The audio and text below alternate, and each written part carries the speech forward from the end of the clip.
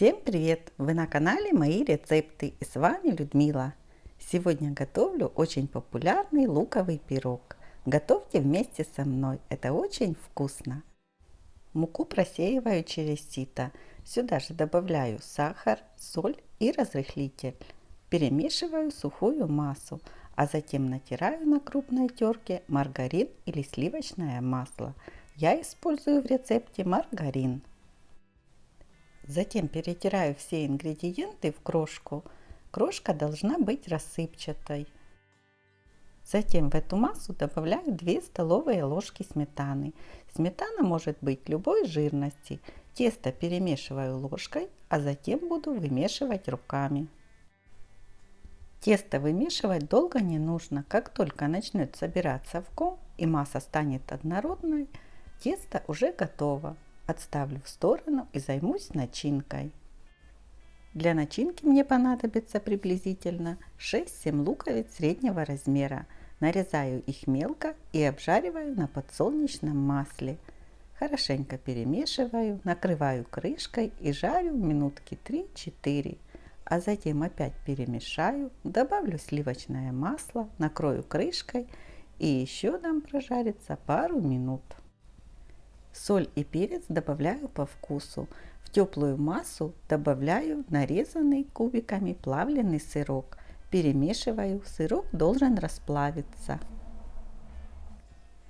Сырок расплавился и слегка масса остыла. Добавлю 2 куриных яйца и перемешаю. Начинка готова. Пергаментную бумагу слегка припыляю мукой. Выкладываю тесто и 1/3 часть теста отделяю.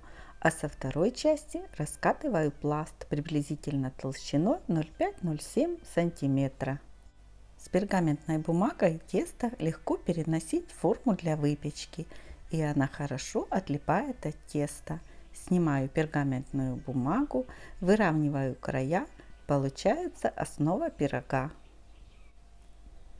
Моя форма в диаметре 28 сантиметров, но для приготовления можно взять также форму 26 сантиметров.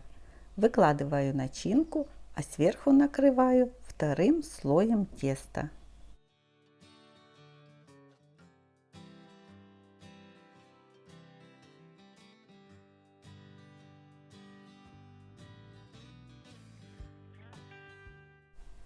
Накрыв сверху пирог, края теста соединяю, а сверху смазываю взболтанным яйцом и посыпаю семенами кунжута. Отправляю пирог в духовку разогретую до 180 градусов приблизительно на 40 минут. Время выпечки может отличаться в зависимости от толщины и размера формы, а также особенностей каждой духовки.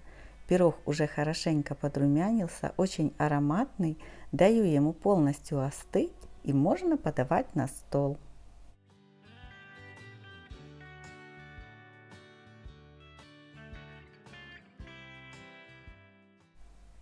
Получается такой пирог в разрезе, тонкий слой теста и много начинки внутри.